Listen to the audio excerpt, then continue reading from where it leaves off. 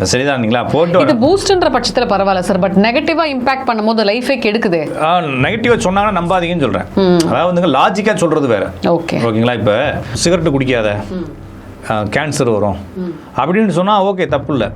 நேற்று ஒரு லேடி வந்து டிவோர்ஸ் பண்ண போகிறாங்களா, எதுக்கு டிவோர்ஸ் பண்ணால் கூல் லிப்பு போடுறாரு எங்கள் வீட்டுக்காரரு அப்படிங்கிறாங்க. கூல் லிப்புனா என்னமான்னு கேட்டேன்.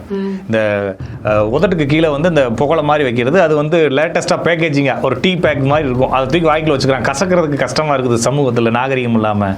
அதுக்காக என்னென்னா இது மாதிரி ஏதாச்சும் ஒன்று லாஜிக் இல்லாத ஒரு விஷயத்தை போட்டு குழப்பிக்க தேவையில்லை.